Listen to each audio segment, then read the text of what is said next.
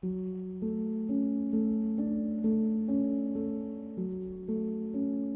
Yellow Wallpaper by Charlotte Perkins Gilman. It is very seldom that mere ordinary people like John and myself secure ancestral halls for the summer. A colonial mansion, a hereditary estate, I would say a haunted house, and reach the height of romantic felicity, but that would be asking too much of fate. Still, I will proudly declare that there is something queer about it. Else, why should it be let so cheaply? And why have stood so long untenanted? John laughs at me, of course, but one expects that in marriage. John is practical in the extreme. He has no patience with faith, an intense horror of superstition, and he scoffs openly at any talk of things not to be felt and seen and put down in figures. John is a physician, and perhaps, I would not say it to a living soul, of course, but this is dead paper and a great relief to my mind. Perhaps that is one reason I do not get well faster. You see, he does not believe I am sick. And what can one do? If a physician of high standing and one's own husband assures friends and relatives that there is really nothing the matter with one but temporary nervous depression, a slight hysterical tendency, what is one to do? My brother is also a physician and also of high standing, and he says the same thing. So I take phosphates or phosphites, whichever it is, and tonics and journeys and air and exercise, and am absolutely forbidden to work until I am well again. Personally, I disagree with their ideas. Personally, I believe that congenial work, with excitement and change, would do me good. But what is one to do?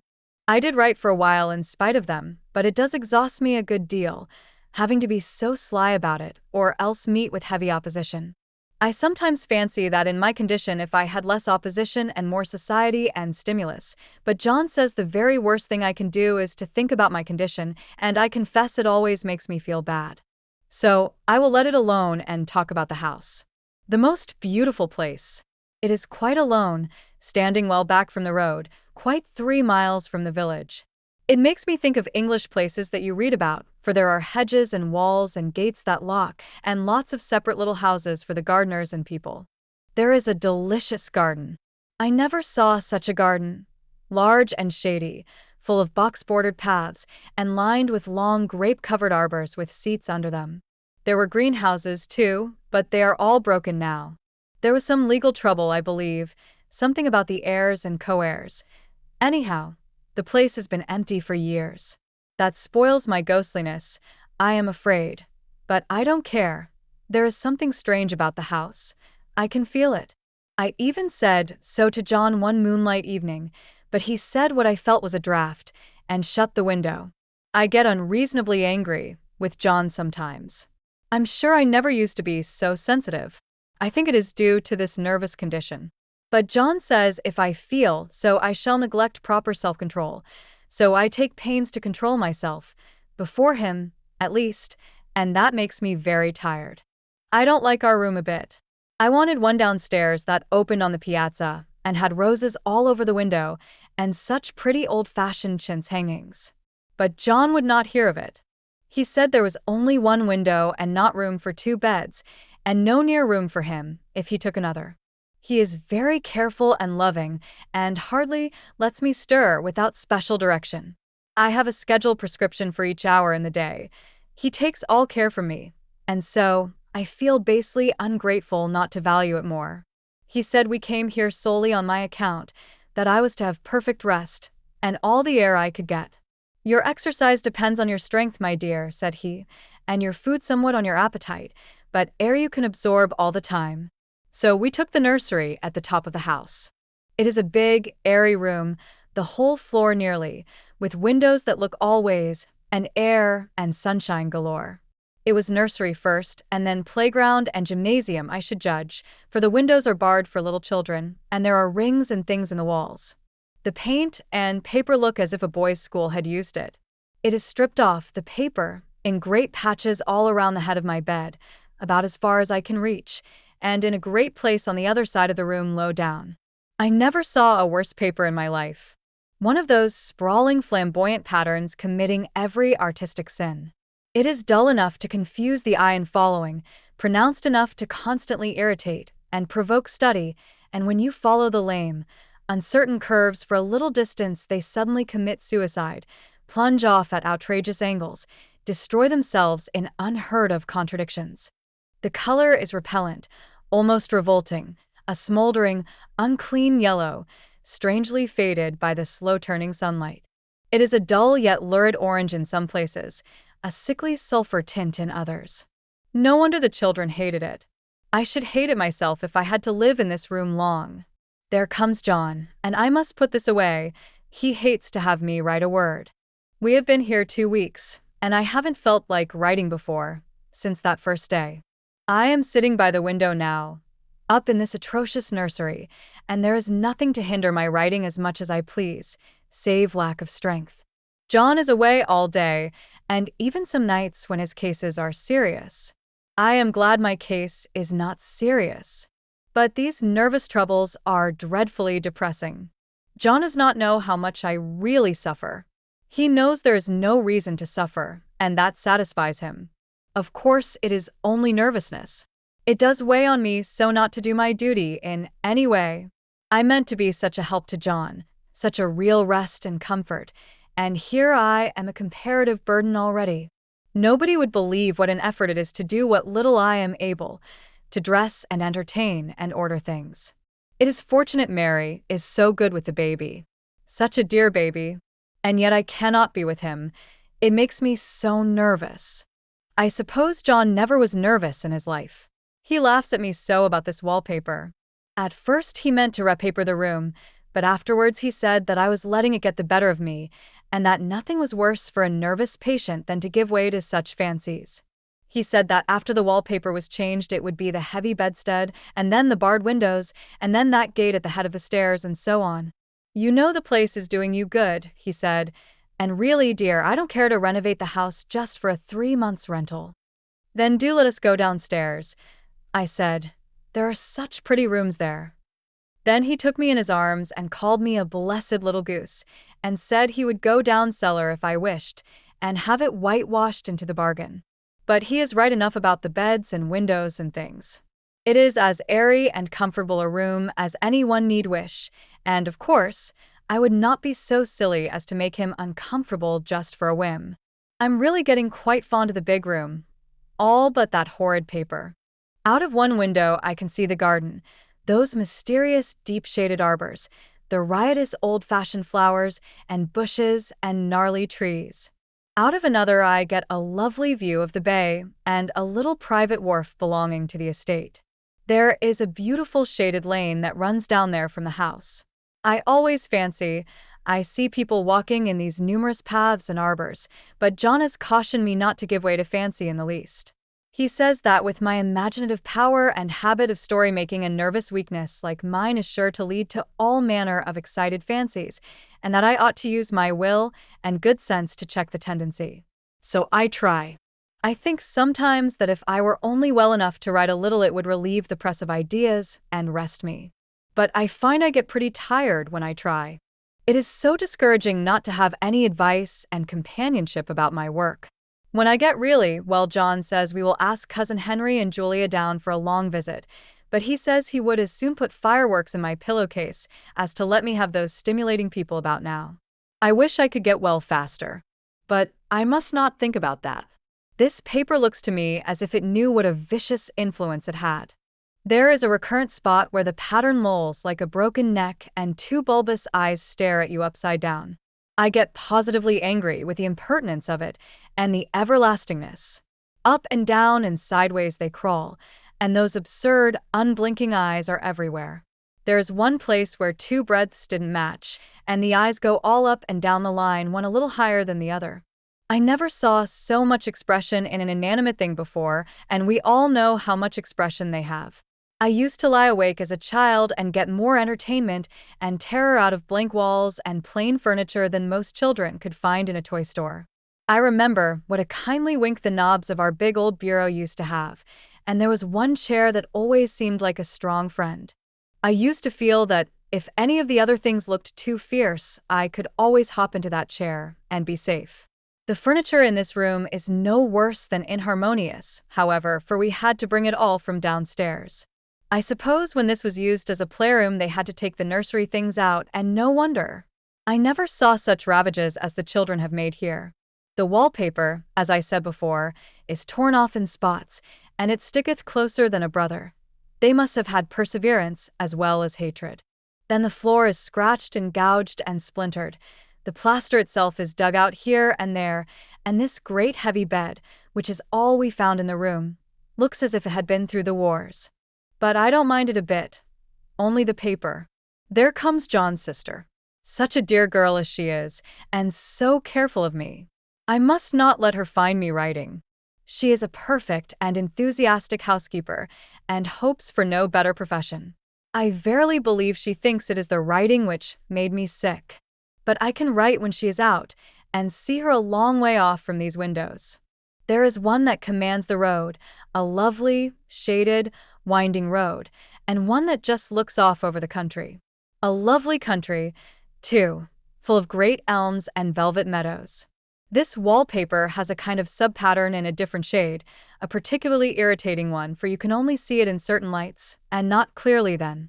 But in the places where it isn't faded, and where the sun is just so, I can see a strange, provoking, formless sort of figure that seems to sulk about behind that silly and conspicuous front design. There's sister on the stairs. Well, the 4th of July is over. The people are gone, and I am tired out. John thought it might do me good to see a little company, so we just had Mother and Nellie and the children down for a week. Of course I didn't do a thing. Jenny sees to everything now. But it tired me all the same. John says if I don't pick up faster, he shall send me to Weir Mitchell in the fall. But I don't want to go there at all. I had a friend who was in his hands once, and she says he is just like John and my brother, only more so. Besides, it is such an undertaking to go so far.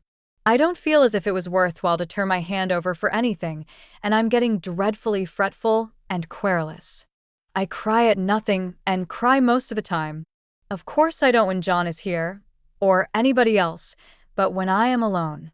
And I am alone a good deal just now. John is kept in town very often by serious cases, and Jenny is good and lets me alone when I want her to. So I walk a little in the garden or down that lovely lane, sit on the porch under the roses, and lie down up here a good deal. I'm getting really fond of the room in spite of the wallpaper. Perhaps because of the wallpaper. It dwells in my mind so. I lie here on this great immovable bed. It is nailed down, I believe, and follow that pattern about by the hour. It is as good as gymnastics, I assure you. I start, we'll say, at the bottom, down in the corner over there where it has not been touched, and I determine for the 1000th time that I will follow that pointless pattern to some sort of a conclusion. I know a little of the principle of design, and I know this thing was not arranged on any laws of radiation, or alternation, or repetition, or symmetry, or anything else that I ever heard of. It is repeated, of course, by the breaths, but not otherwise. Looked at in one way, each breadth stands alone. The bloated curves and flourishes, a kind of debased Romanesque, with delirium tremens, go waddling up and down in isolated columns of fatuity. But, on the other hand, they connect diagonally, and the sprawling outlines run off in great slanting waves of optic horror, like a lot of wallowing seaweeds in full chase.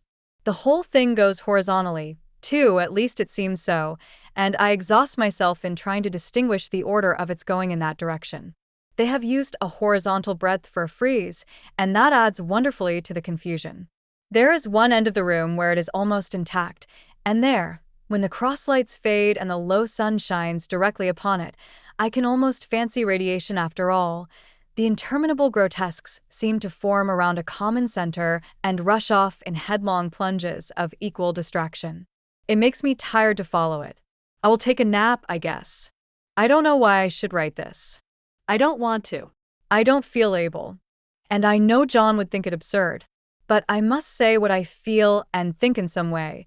It is such a relief. But the effort is getting to be greater than the relief. Half the time now I am awfully lazy and lie down ever so much. John says I mustn't lose my strength and has me take cod liver oil and lots of tonics and things, to say nothing of ale and wine and rare meat. Dear John. He loves me very dearly and hates to have me sick. I tried to have a real earnest, reasonable talk with him the other day and tell him how I wish he would let me go and make a visit to cousin Henry and Julia. But he said I wasn't able to go, nor able to stand it after I got there, and I did not make out a very good case for myself, for I was crying before I had finished. It is getting to be a great effort for me to think straight. Just this nervous weakness, I suppose. And dear John gathered me up in his arms and just carried me upstairs and laid me on the bed and sat by me and read to me till it tired my head. He said I was his darling and his comfort and all he had, and that I must take care of myself for his sake and keep well. He says no one but myself can help me out of it, that I must use my will and self-control and not let any silly fancies run away with me. There's one comfort: the baby is well and happy, and does not have to occupy this nursery with the horrid wallpaper. If we had not used it, that blessed child would have. What a fortunate escape! Why, I wouldn't have a child of mine, an impressionable little thing, live in such a room for worlds. I never thought of it before, but it is lucky that John kept me here after all. I can stand it so much easier than a baby, you see. Of course I never mention it to them anymore. I am too wise, but I keep watch of it all the same. There are things in that paper that nobody knows but me, or ever will. Behind that outside pattern the dim shapes get clearer every day. It is always the same shape, only very numerous. And it is like a woman stooping down and creeping about behind that pattern. I don't like it a bit. I wonder. I begin to think, I wish John would take me away from here. It is so hard to talk with John about my case because he is so wise and because he loves me so. But I tried it last night. It was moonlight. The moon shines in all around, just as the sun does. I hate to see it sometimes. It creeps so slowly and always comes in by one window or another. John was asleep, and I hated to waken him. So I kept still and watched the moonlight on that undulating wallpaper till I felt creepy. The faint figure behind seemed to shake the pattern, just as if she wanted to get out. I got up softly and went to feel and see if the paper did move, and when I came back John was awake. "What is it, little girl?" he said. "Don't go walking about like that. You'll get cold." I thought it was a good time to talk, so I told him that I really was not gaining here and that I wished he would take me away. "Why, darling," said he, "our lease will be up in 3 weeks, and I can't see how to leave before. The repairs are not done at home, and I cannot possibly leave town just now. Of course, if you were in any danger I could and would, but you really are better, dear, whether you can see it or not. I am a doctor, dear, and I know. You are gaining flesh and color. Your appetite is better. I feel really much easier about you." "I don't weigh a bit more," said I, "nor as much, and my appetite may be better in the evening, when you are here, but it is worse in the morning when you are away." "Bless her little heart," said he with a big hug. "She shall be as sick as she pleases. But now, let's improve the shining hours by going to sleep and talk about it in the morning." "And you won't go away?" I asked gloomily. "Why, how can I, dear? It is only 3 weeks more, and then we will take a nice little trip of a few days while Jenny is getting the house ready." "Really, dear, you are better." "Better in body, perhaps," I began and stopped short, for he sat up straight and looked at me with such a stern, reproachful look that I could not say another word. "My darling," said he, "I beg of you, for my sake and for our child's sake, as well as for your own, that you will never for one instant let that idea enter your mind. There is nothing so dangerous, so fascinating, to a temperament like yours. It is a false and foolish fancy. Can you not trust me as a physician when I tell you so?" So of course I said no more on that score, and we went asleep before long. He thought I was asleep first, but I wasn't. I lay there for hours trying to decide whether that front pattern and the back pattern really did move together or separately. On a pattern like this, by daylight, there is a lack of sequence, a defiance of law, that is a constant irritant to a normal mind. The color is hideous enough, and unreliable enough, and infuriating enough, but the pattern is torturing. You think you have mastered it, but just as you get well underway in following, it turns a back somersault and there you are. It slaps you in the face, knocks you down, and tramples upon you. It is like a bad dream. The outside pattern is a florid arabesque, reminding one of a fungus. If you can imagine a toadstool in joints, an interminable string of toadstools, budding and sprouting in endless convolutions, why, that is something like it. That is, sometimes. There is one marked peculiarity about this paper, a thing nobody seems to notice but myself, and that is that it changes as the light changes. When the sun shoots in through the east window, I always watch for that first long, straight ray. It changes so quickly that I never can quite believe it. That is why I watch it always. By moonlight, the moon shines, and all night when there is a moon, I would know it was the same paper. At night, in any kind of light, in twilight, candlelight, lamplight, and worst of all by moonlight, it becomes bars. The outside pattern, I mean, and the woman behind it is as plain as can be. I didn't realize for a long time what the thing was that showed behind, that dim sub-pattern, but now I am quite sure it is a woman. By daylight she is subdued, quiet. I fancy it is the pattern that keeps her so still. It is so puzzling. It keeps me quiet by the hour. I lie down ever so much now. John says it is good for me, and to sleep all I can. Indeed, he started the habit by making me lie down for an hour after each meal. It is a very bad habit, I am convinced, for you see, I don't sleep. And that cultivates deceit, for I don't tell them I'm awake. Oh, no. The fact is, I am getting a little afraid of John. He seems very queer sometimes, and even Jenny has an inexplicable look. It strikes me occasionally, just as a scientific hypothesis, that perhaps it is the paper. I have watched John when he did not know I was looking, and come into the room suddenly on the most innocent excuses, and I've caught him several times looking at the paper. And Jenny too. I caught Jenny with her hand on it once.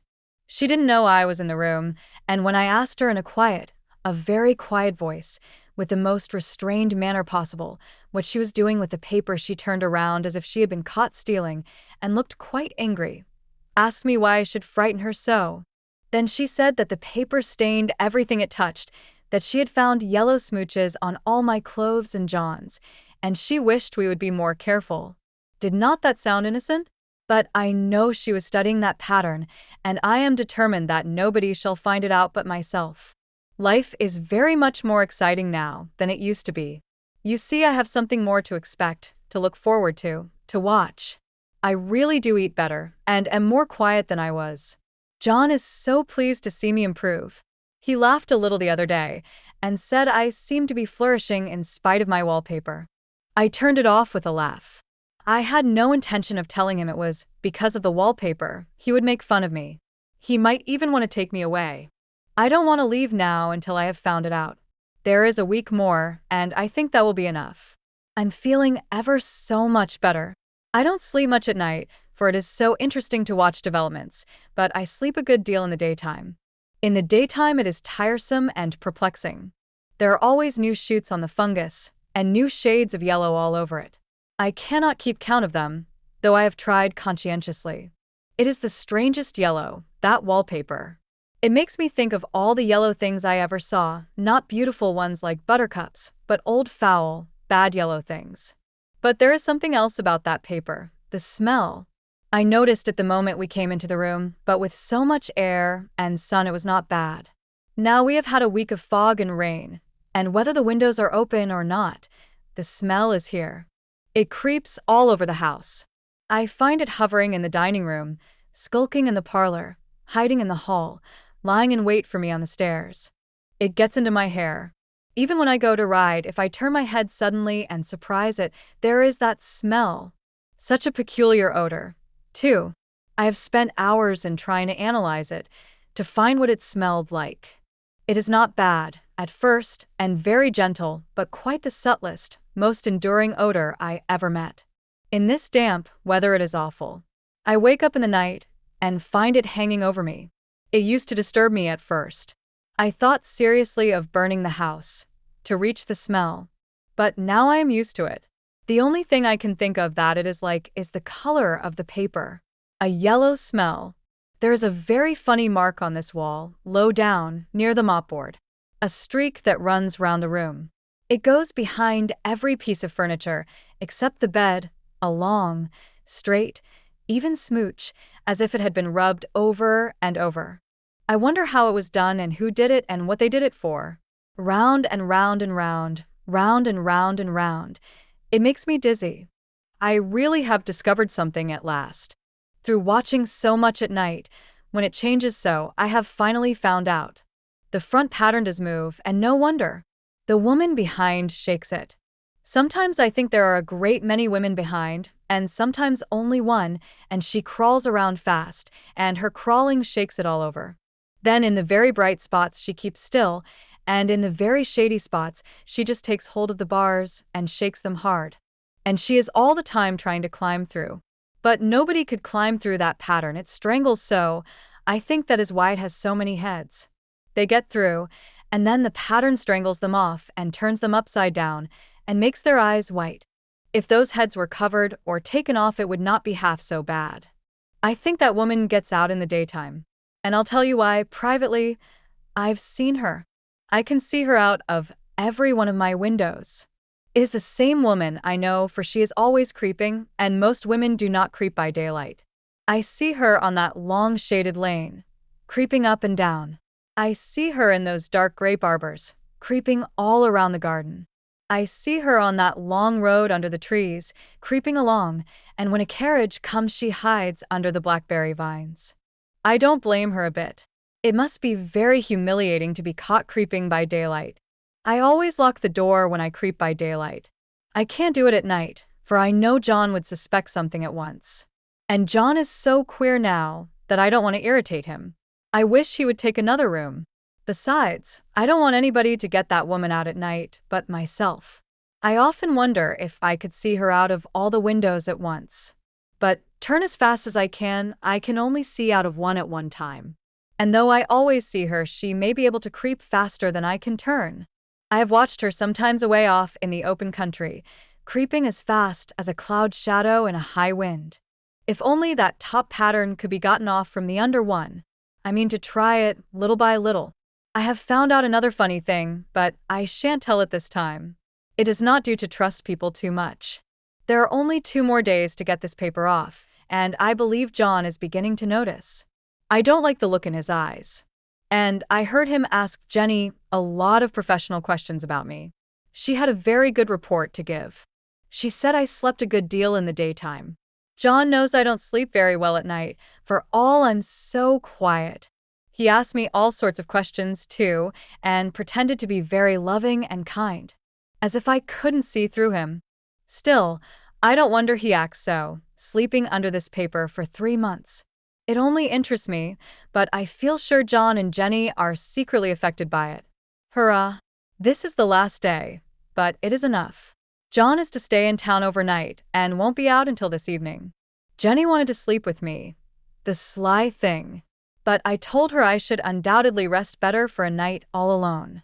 That was clever, for really I wasn't alone a bit. As soon as it was moonlight, and that poor thing began to crawl and shake the pattern, I got up and ran to help her.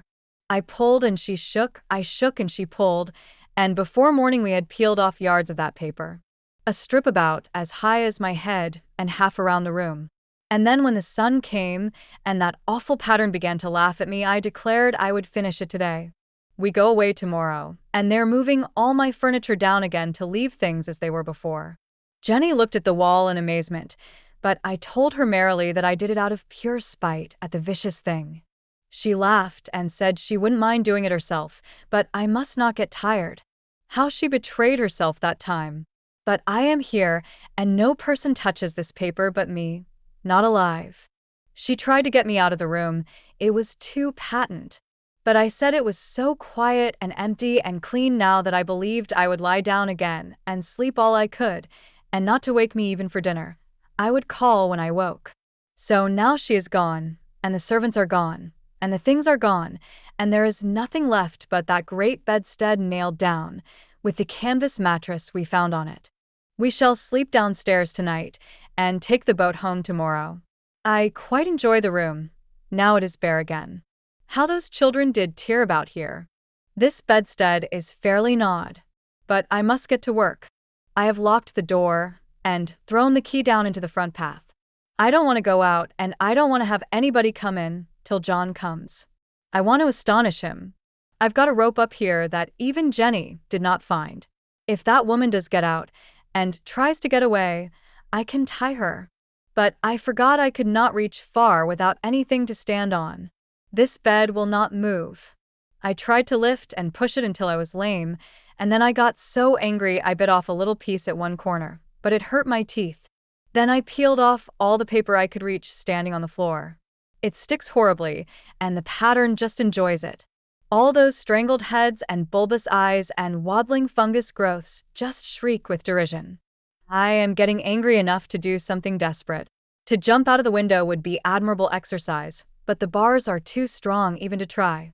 Besides, I wouldn't do it. Of course not. I know well enough that a step like that is improper and might be misconstrued. I don't like to look out of the windows even. There are so many of those creeping women, and they creep so fast. I wonder if they all come out of that wallpaper as I did? But I am securely fastened now by my well-hidden rope. You don't get me out in the road there. I suppose I shall have to get back behind the pattern when it comes night, and that is hard. It is so pleasant to be out in this great room and creep around as I please. I don't want to go outside. I won't, even if Jenny asks me to. For outside you have to creep on the ground, and everything is green instead of yellow. But here I can creep smoothly on the floor, and my shoulder just fits in that long smooch around the wall, so I cannot lose my way. Why, there's John at the door. It is no use, young man. You can't open it. How he does call and pound. Now he's crying for an axe. It would be a shame to break down that beautiful door. John dear, said I in the gentlest voice, the key is down by the front steps, under a plantain leaf. That silenced him for a few moments. Then he said, very quietly indeed, open the door, my darling. I can't, said I. The key is down by the front door, under a plantain leaf. And then I said it again several times very gently and slowly, and said it so often that he had to go and see, and he got it, of course, and came in. He stopped short by the door. What is the matter? He cried. For God's sake, what are you doing? I kept on creeping just the same, but I looked at him over my shoulder. I've got out at last, said I, in spite of you and Jane. And I've pulled off most of the paper, so you can't put me back. Now why should that man have fainted? But he did, and right across my path by the wall, so that I had to creep over him every time.